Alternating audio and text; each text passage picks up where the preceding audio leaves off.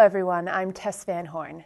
This month, we dedicate the program to the brave Americans who have sacrificed their comfort, and in some cases their safety, to try to reclaim the ideas that made American democracy a model for the rest of the world.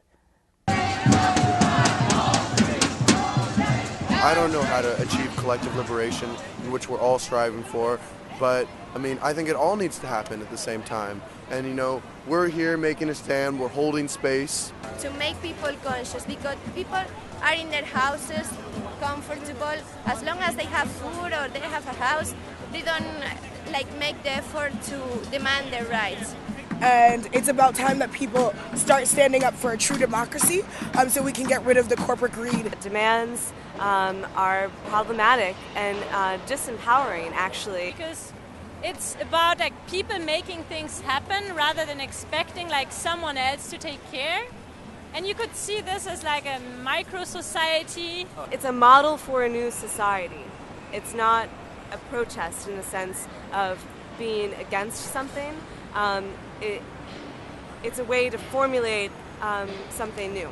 To help understand how these revolutionary movements fit into the tapestry of politics and history, we've been researching other democratic uprisings as far back as the first American Revolution. Can the demonstrations sweeping the nation and the world succeed in restructuring American capitalism? Is nonviolence the best strategy for dismantling a political system hijacked by corporate greed? We'll examine these questions and more. The Occupy Wall Street and the 99% movements didn't come out of nowhere. They are the result of a perfect storm of grievances that have been compounding for decades. From job-killing labor policies to corporate influence on politicians to endless, pointless wars draining our treasury, few people have been left untouched by a system that serves the interest of just 1% of the population. Why have people, especially young people, finally taken to the streets? Perhaps because our would-be masters have finally come out into the open with their plans for our future. We speak, we write, we advocate, and those in power, Democrats and Republicans, liberals and conservatives, turn deaf ears and blind eyes to our deepest aspirations.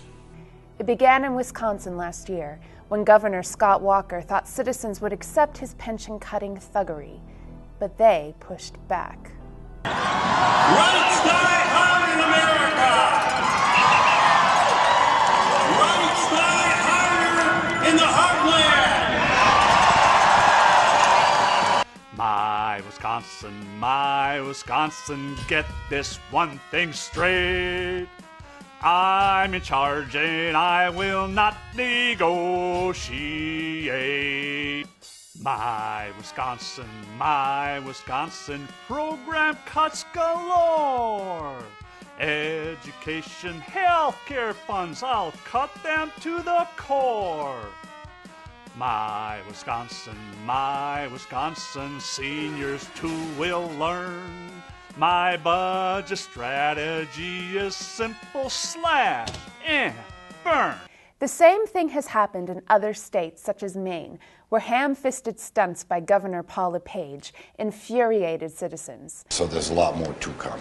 Will you push for a repeal, if you will, of the BPA ban? No. Why?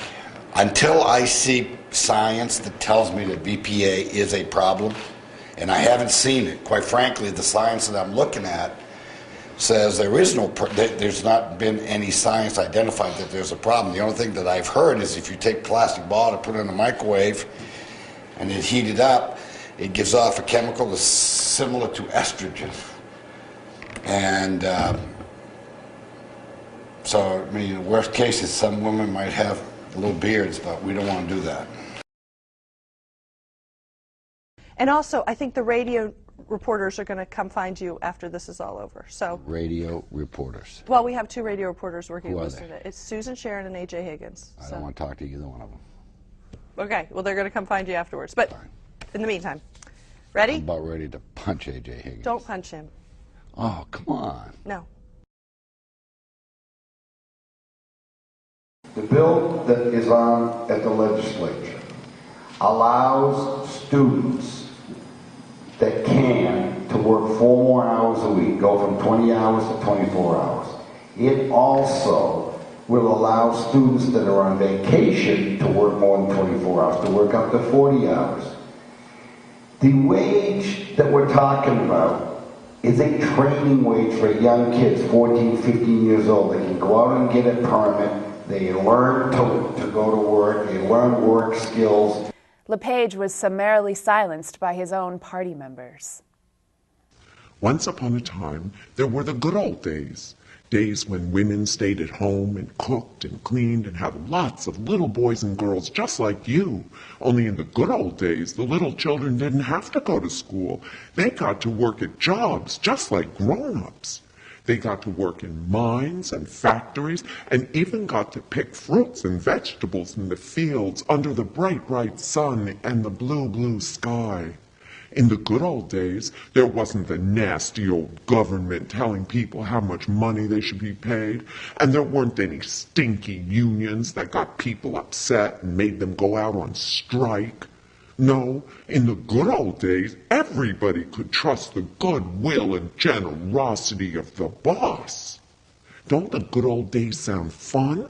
But the spark that ignited the Occupy Wall Street protests, oddly enough, came from Canada. Cully Lawson, who publishes Adbusters magazine, issued a call to action via Adbusters. We've followed Lawson's fine work as anti-consumer crusader for years.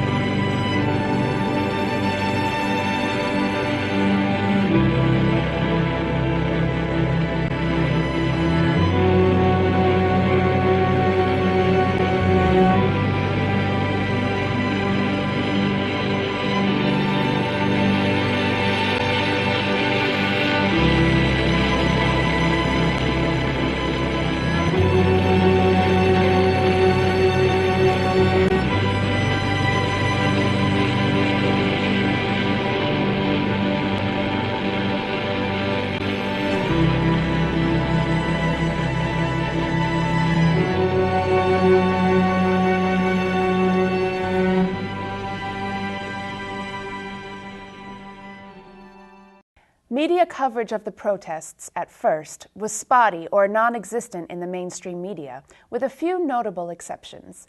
The talking heads at Fox made various attempts to discredit and ridicule the protests, mocking activists for disorganization, accusing them of being lazy or spoiled. Segment tonight, about 100 people have been arrested in anti-capitalism demonstrations here in New York City. Groups of protesters wandering around trying to convince people that our economic system is corrupt. So we sent Factor producer Jesse Waters out to greet them.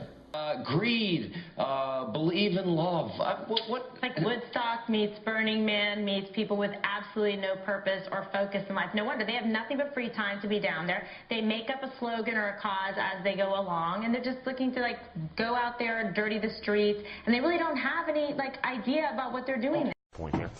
From political talking points to smoking lots of joints. So when does a protest become grotesque? Well, right around the 5th filthy day of a sit-in/live-in demonstration at a park near Wall Street, where 300 half-naked trust funders have gathered together for something called a Day of Rage rally. Now for a story that made us say, seriously?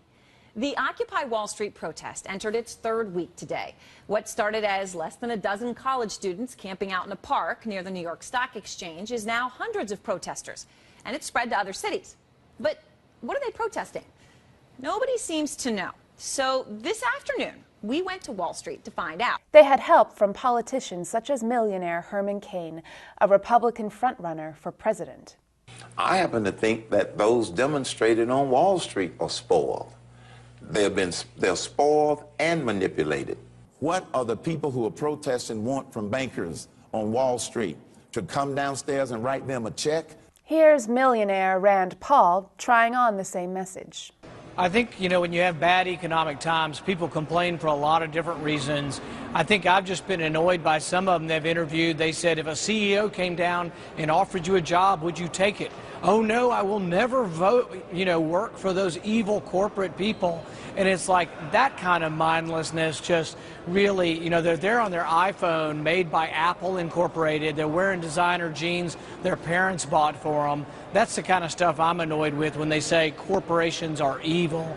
But such criticism of protesters hasn't resonated. Paul's stereotyping of them was easily discredited by the so-called 99% campaign, which allowed average Americans supporting the Occupy movement to tell their personal stories. Here's a sample.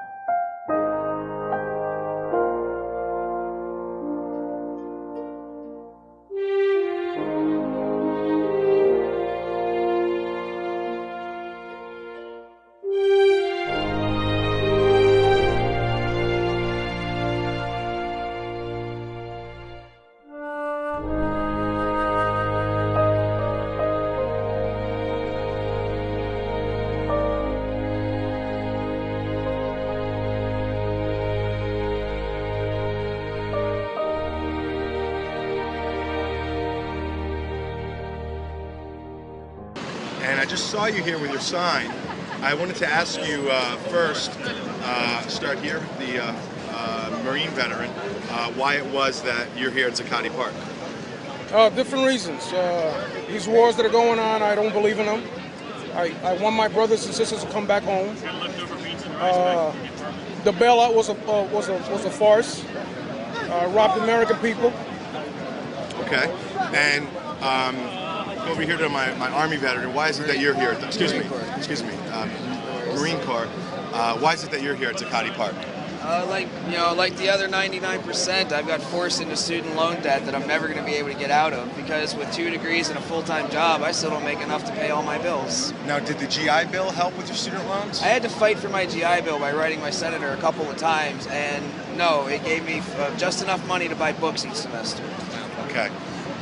The other thing I wanted to ask both of you now is that just this past week on Friday, Sean Hannity had on a protester, and on his show, he called her un-American and said that protesters are against freedom. I just wanted to give you guys each a chance to respond to that comment. Well, that's pretty funny. When they have these violent protests overseas, we call them democratic, that the people are trying to get theirs. But then as soon as we start doing it here, they call us unpatriotic. So that's very ironic that he would say something like that. Is there anything that you specifically would tell him if he was here standing in front of you? I'll tell him to fuck off. That's what I would tell him. All right. And you, the same Sean Hannity, said that protesters here are essentially un-American. What would you say to him if he was here? I think that's the biggest load of shit I've ever heard. Everybody here loves this country and wants to see it grow and wants to see it better. They love the people. They love their community, their neighbors. There hasn't been racism here or bigotry or anything of that sort. We've all gotten along as one big family. And that's what we want for the rest of the country. All the people who are suffering in debt, all the people who can't speak for themselves or are too afraid to voice their opinion, we're here fighting for their rights. Because that's the oath we swore when we became Marines, that we would defend our people and our country. And I'm going to do it till the day it's over. We'll be right back.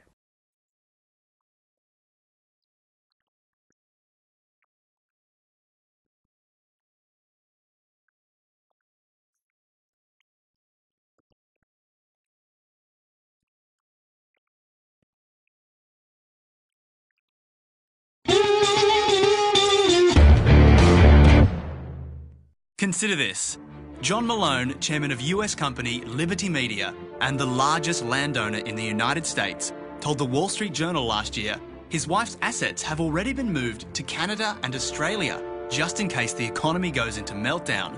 Malone also has a bunker on the Canadian border, so when America does burst into flames, he can escape by snowmobile to the frozen north. Yes, the world's richest people are preparing for the end. Revolution, nuclear warfare, asteroid impact or economic collapse. Cataclysmic for you and I, but a mere speed hump for those with enough cash to pay their way out. In the US, a company known as Vivos is building a massive underground network of blast-proof shelters below the plains of Nebraska. Billed as the ultimate life insurance solution, Vivos offers up to a year of luxury shelter from nuclear warfare, terrorism and that perennial problem, supervolcanoes. And we're going to provide as many amenities and creature comforts as possible that will resemble life as we knew it on the outside.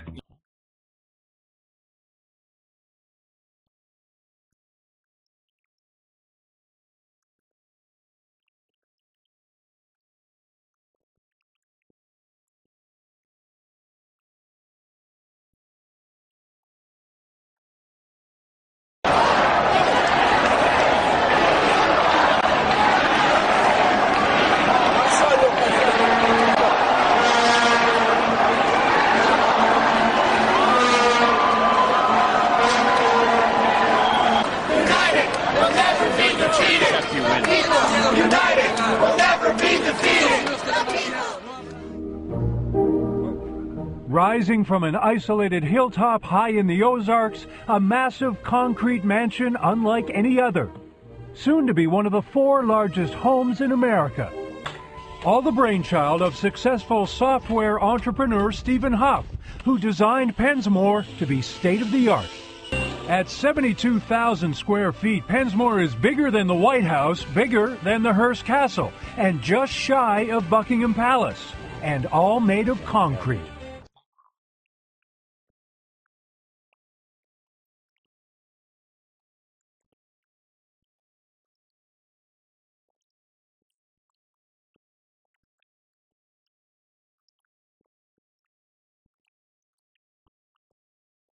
And Huff's daughter Susan is in charge of decorating the interior, all 13 bedrooms and 14 bathrooms. We're rather down to earth. We're not swanky people. We just want a traditional look on the inside. Pensmore is so big, so inventive, so cutting edge that people started speculating about just what was going on up there on the hill.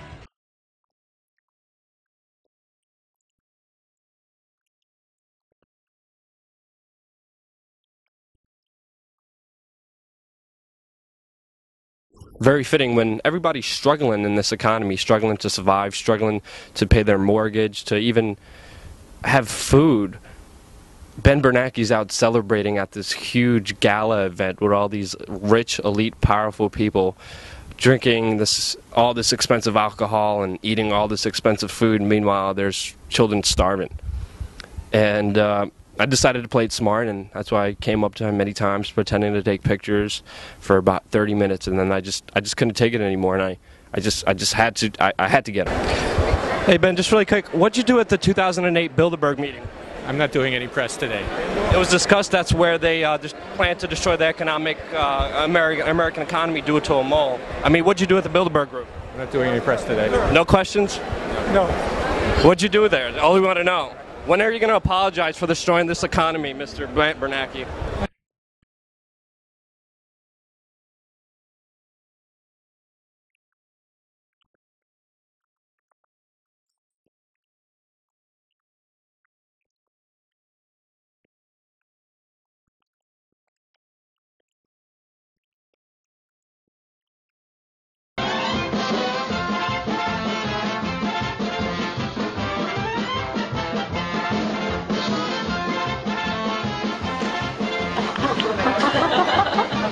Let's get rolling.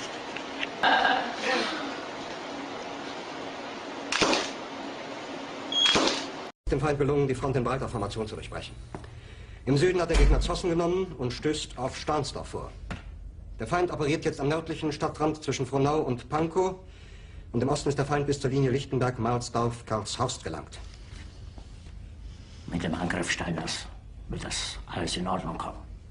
Occupy Wall Street, Occupy Austin, Occupy Chicago, and hundreds of other actions happening worldwide are part of a global shift, but also a psychological shift in this country. A Time magazine poll just after the Occupy movement began found that 54% of Americans have a favorable view of it, only 23% an unfavorable one. To date, almost all violence at the Occupy demonstrations has been initiated by police, not reformers. Here's a compilation of videos showing some of the worst clashes. I think everyone should see a few moments from the police crackdown of the Occupy Oakland demonstration. The police say that they cleared the demonstrators using non-lethal force, but a tear gas canister can be lethal if it hits you in the face. It's hard to see from this video exactly how this demonstrator was wounded, but if you doubt that the police were deliberately aiming at the protesters, watch this policeman when a group of protesters attempt to come to the aid of the injured person.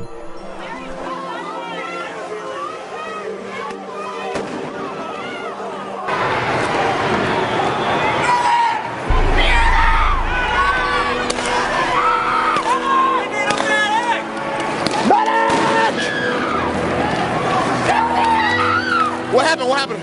Got hit. He got shot. What's your name? What's your name? What's your name? Wake up. What's your name? What's your name? Shit. Medic!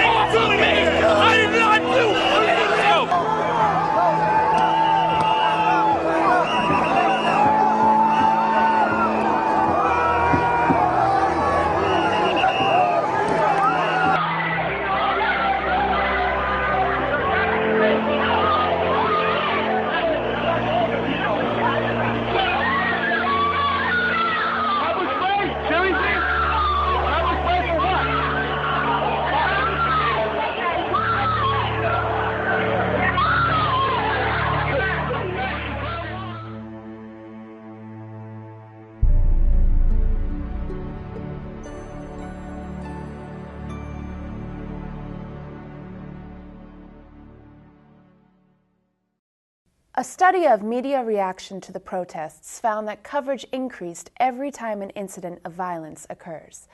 As sad a statement as that makes about the media, it also shows that the nonviolent approach works. The public tends to sympathize with people who are putting their bodies on the line, not guys with billy clubs. So of all the 300 national liberation struggles in the last 100 years, out of those, if you measure all the violent struggles and if you measure all the non-violent struggles and compare them, the rate of success between the two is actually really interesting. And the violent revolution, based on this history of the last 100 years, has a success rate of 23%. But as opposed to that, a non-violent revolution has a rate of success that is 56%. It was after a victorious war in which he killed 100,000 people that Ashoka became convinced that war was wrong. Then he developed the idea which would echo across the ages right down to Mahatma Gandhi: ahimsa, non-violence. From now on, he said, I will try to conquer by right conduct alone.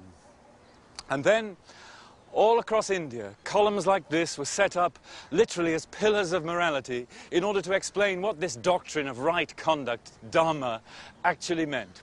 Remarkably, it was not based on religion. It was a secular ideal of the dignity of human beings and the humanistic possibilities of civic morality. For recent examples of nonviolent revolutions that worked, you don't need to look far. Egypt's recent revolution stuck to principles of nonviolence and defeated an entrenched dictator. But Egypt's peaceful 18-day revolution didn't just bring down a dictator. It also toppled stereotypes about Arabs, who are often seen as violent and as a people who crave an iron-fisted strongman. Perhaps the biggest challenge facing the Occupy activists is resilience.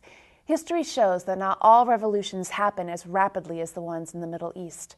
They may need to adopt a siege mentality, to suffer through months or even years of cold, misery, disappointment, and self-doubt.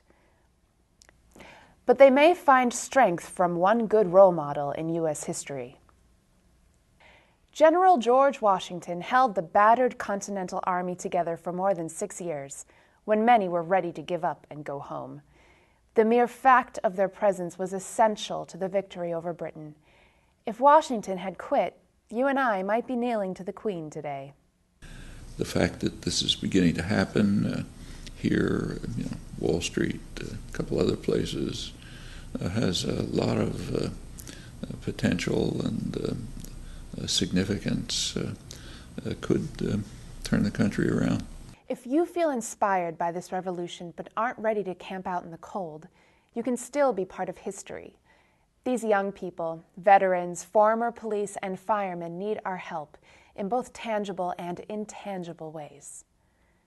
Stop by and talk to them on your way to work. Let them know you stand with them. Bring a blanket or food or some gloves.